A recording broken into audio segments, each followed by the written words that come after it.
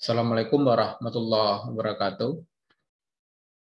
Selamat bertemu lagi, saudara, di mata kuliah Bahasa Indonesia ini. Beberapa waktu lalu, kita sudah membahas tentang teknik menulis karya ilmiah dalam sesi 1, video pertama.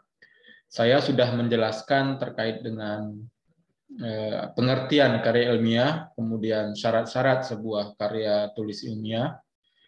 Kita juga sudah membahas tentang ciri-ciri karya ilmiah dan juga format penulisan karya ilmiah. Nah, pada sesi kedua ini, pada bagian kedua ini, kita akan membahas terkait dengan komponen-komponen karya ilmiah, ya, struktur karya ilmiah itu apa saja. Nanti kita akan jelaskan satu persatu secara rinci, secara garis umum karya ilmiah itu terdiri dari apa saja. Saya akan bagikan materinya.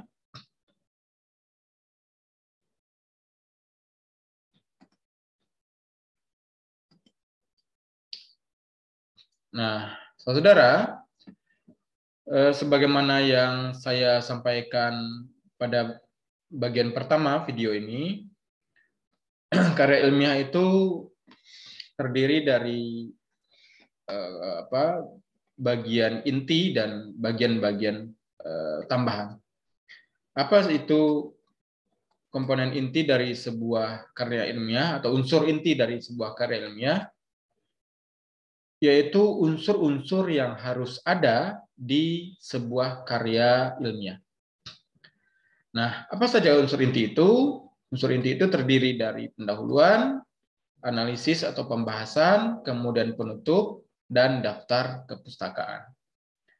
Intinya, saudara, jika 4 hal ini ada pada sebuah karya ilmiah, maka barulah karya ilmiah itu sah sebagai sebuah karya tulis ilmiah. Jika satu saja kurang dari unsur ini, artinya karya tersebut tidak sah sebagai sebuah karya ilmiah. Makanya disebut dengan unsur inti sebuah karya ilmiah.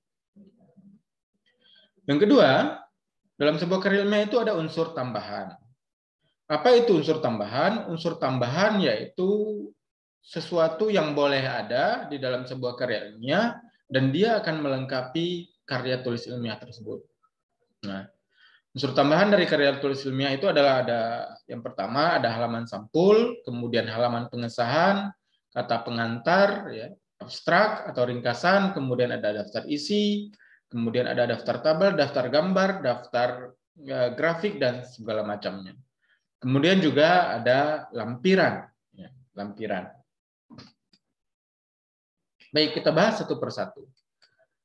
Pendahuluan nanti terdiri dari latar belakang, kemudian masalah atau rumusan masalah, kemudian tujuan, kemudian teori, kemudian juga tinjauan kepustakaan, ya. Ini biasanya ada di bab 2, kemudian manfaat, kemudian ada metode penelitian, kemudian ada populasi dan sampel kalau penelitiannya kuantitatif, ya.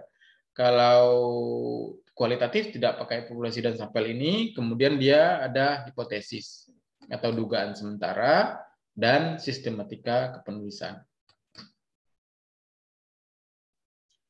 Saudara, latar belakang itu yaitu sesuatu yang menjelaskan alasan Anda atau alasan kita dalam mengambil judul atau topik tersebut, kemudian menjelaskan manfaatnya secara praktis dari karangan ilmiah tersebut, serta menjelaskan apa pentingnya persoalan tersebut diteliti dan dibahas sebagai sebuah karya tulis ilmiah.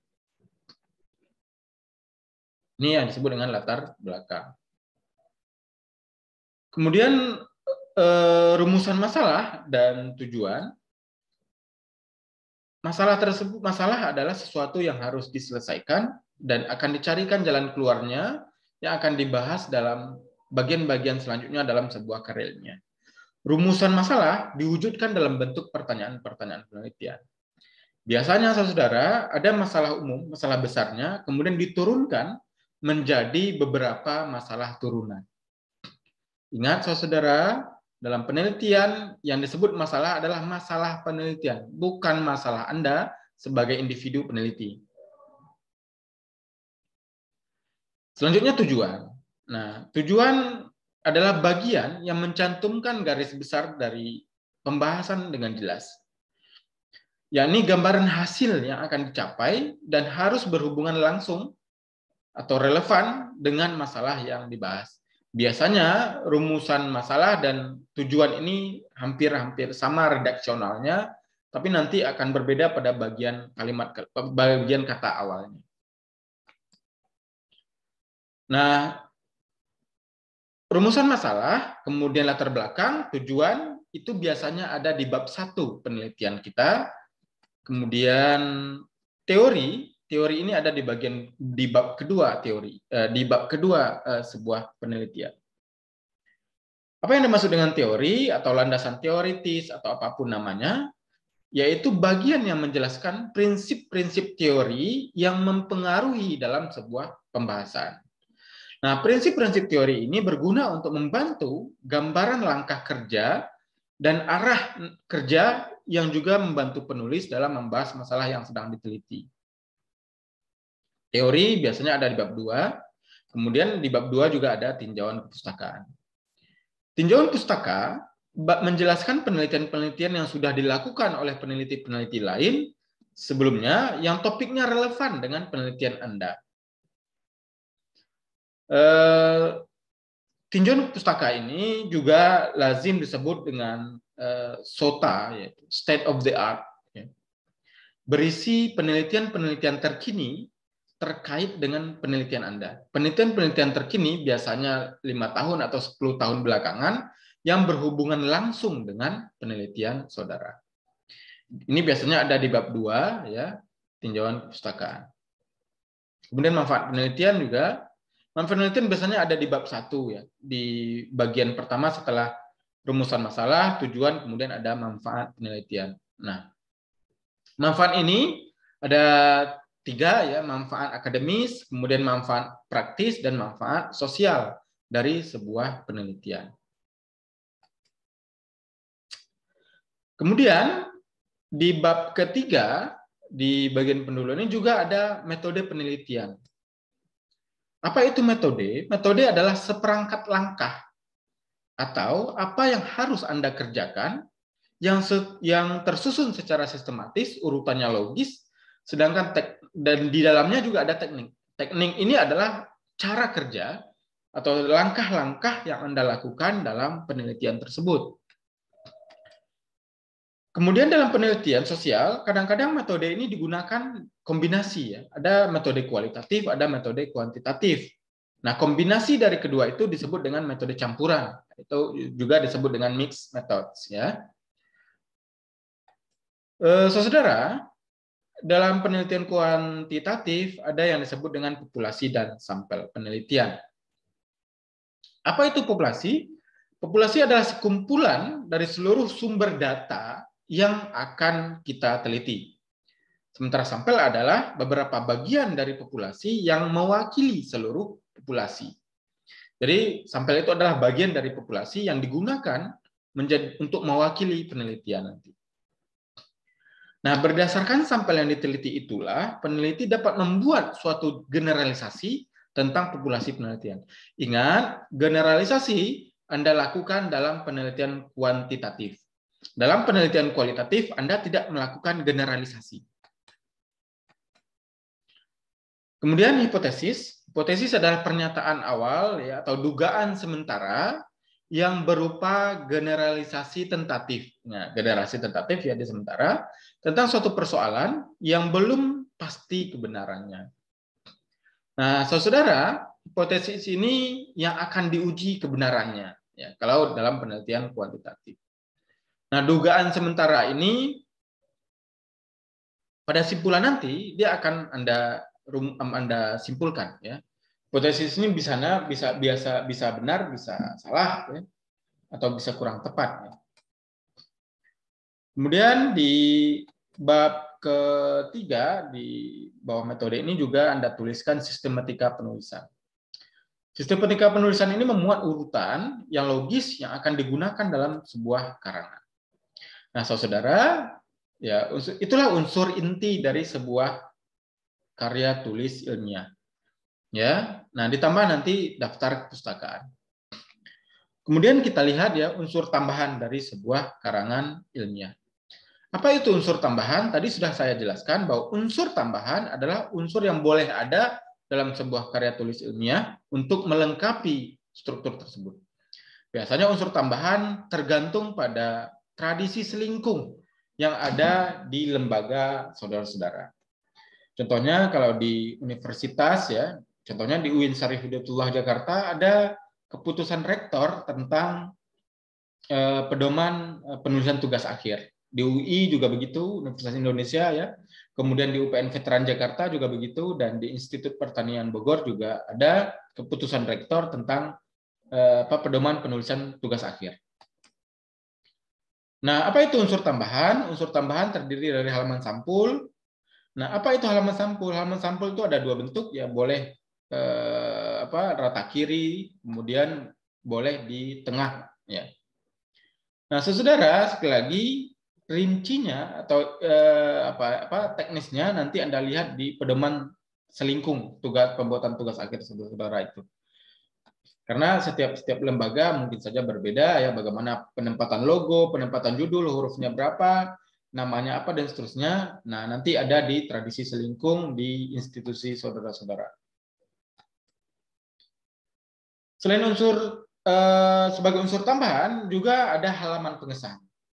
Halaman pengesahan tentunya berisi ada judul ya, pengesahan, tanggal pengesahan, tanda tangan orang-orang yang terlibat di dalam penelitian tersebut.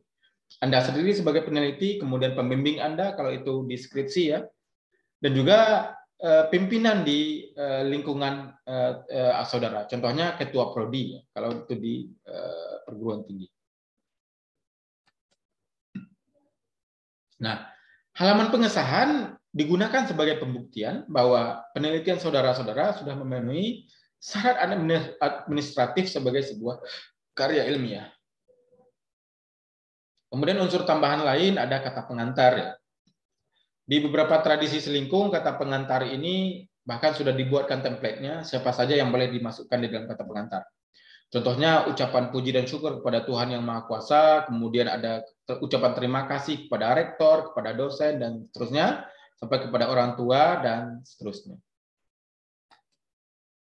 Kemudian abstrak ya, abstrak atau ringkasan, abstrak ini terdiri dari pernyataan singkat, tetapi akurat dari isi dokumen tanpa menambah tafsiran atau kritik, dan tanpa membedakan untuk siapa abstrak dibuat. Nah, abstrak ini biasanya ya strukturnya terdiri dari judul, kemudian karya, ya, kemudian nama peneliti. Kalau di skripsi biasanya ada nama pembimbing, ya, nama pembimbing, kemudian latar belakang penulisan secara sekilas, satu kalimat atau beberapa, ya, kemudian ada tujuan dan masalah, kemudian cara kerja atau metode penelitian, kemudian ada prosesnya seperti apa, kemudian hasilnya seperti apa, ringkasnya, dan simpulan. Di beberapa tradisi selingkung, abstrak itu tidak lebih dari 2 halaman, ya, kadang-kadang hanya 1 halaman saja. Kemudian unsur tambahan lain ada daftar isi dan daftar tabel, ya. Daftar isi, daftar gambar, ya, dan lain-lain. Nah, bagian ini memuat semua unsur judul, ya, kemudian ditulis dalam sebuah karangan serta mencantumkan halaman dari setiap. Kemudian daftar tabel, ya. Ini tadi sudah kita sampaikan. Kemudian juga selain daftar isi, daftar tabel ini juga ada daftar gambar, ya. Nanti bisa Anda tambahkan. Kemudian lampiran dan indeks, ya. Ini biasanya di bagian terakhir sebuah laporan penelitian. Nah, lampiran merupakan pelengkap karangan. Lampiran dapat berupa data, ya, kemudian daftar nama yang terlibat untuk Anda wawancarai contohnya, kemudian peta, dan lain-lain, ya. Lampiran disertakan sebagai bagian dari pembuktian karya ilmiah. Ada indeks, ya, indeks ataupun istilah-istilah yang perlu Anda jelaskan di bagian terakhir karangan sebuah karya tulis ilmiah ini. Indeks disusun secara alfabetis, ya, berurutan dari A sampai Z. Nah, saudara, inilah komponen karya tulis ilmiah ya. Sekali lagi saya tegaskan sebagaimana di awal saya sampaikan bahwa karya tulis ilmiah itu berdasarkan merujuk pada tradisi selingkung yang ada di lembaga saudara. Nah, analisis adalah bagian penting dari sebuah karya tulis ilmiah. Bagian ini memuat permasalahan, interpretasi, dan jalan keluar yang telah dirumuskan sebelumnya di dalam pendahuluan. Analisis biasanya ada di bab 4, kalau itu terdiri dari 5 bab ya. Nah, analisis ini bisa terdiri dari beberapa bab, 2 atau 3 bab. Boleh ya, tergantung bagaimana keluasan penelitian saudara. Nah, dari analisis inilah dapat kita lihat bagaimana kesempurnaan sebuah karangan ilmiah. Unsurnya tentu saja ketuntasan materinya, kemudian kejelasan uraian, konsep, bahasa, kemudian fakta-fakta di lapangan, dan seterusnya. Nah, hal yang harus Anda hindari dalam membuat analisis adalah subjektivitas. Ya. Dan hal-hal lain. Tapi ini sebenarnya juga tergantung pada paradigma penelitian yang Anda gunakan. Penutup, sebagaimana yang kita sampaikan, bahwa penutup itu terdiri dari simpulan dan saran. Ya. Simpulan adalah gambaran umum seluruh analisis. Kemudian simpulan merupakan jawaban dari masalah yang telah dirumuskan dalam bab pendahuluan. Sementara itu saran terkait kepada apa yang Anda sampaikan kepada orang-orang yang terkait atau instansi terkait dengan penelitian, baik terkait dengan hasil penelitian sendiri, juga terkait dengan kendala-kendala penelitian, dan mungkin juga Anda bisa menyarankan penelitian yang relevan selanjutnya ke depan seperti apa yang akan dilakukan. Inilah penutup ya, terdiri dari simpulan dan saran. Nah, daftar pustaka sebenarnya masuk pada bagian inti dari sebuah karangan. Daftar pustaka itu adalah komponen yang mutlak harus ada. Makanya tadi kita masukkan dia unsur inti dari sebuah karangan. Daftar pustaka adalah kumpulan dari daftar-daftar rujukan yang saudara gunakan untuk menulis karangan karya tulis ilmiah. Daftar pustaka disusun sesuai dengan urutan abjad, nama-nama pengarang yang sudah ada, dan seterusnya. Ini aturannya sekali lagi, silakan Anda lihat di tradisi selingkung yang ada di lingkungan saudara. Nah, saudara, inilah penjelasan terkait dengan komponen-komponen karya ilmiah.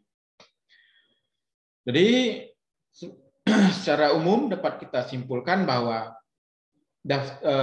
komponen karya ilmiah itu ada unsur inti, yaitu unsur yang harus ada dalam sebuah karangan. Maksudnya unsur yang harus ada dalam sebuah karya tulis ilmiah, yaitu terdiri dari pendahuluan, isi, dan penutup, ya, dan juga daftar pustaka. Yang kedua adalah unsur tambahan, unsur yang boleh ada dalam sebuah karangan ilmiah, tapi keberadaannya tidak wajib.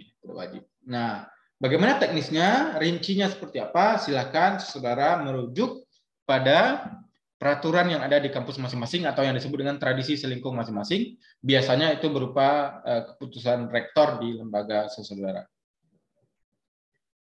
Saudara, inilah yang dapat saya sampaikan pada sesi kedua tentang karya tulis ilmiah ini. Mohon maaf kalau ada hal-hal yang tidak berkenan, saya yakin ada yang keliru dan seterusnya. Nanti kita bisa diskusikan. Terima kasih atas perhatian Anda. Assalamualaikum warahmatullahi wabarakatuh.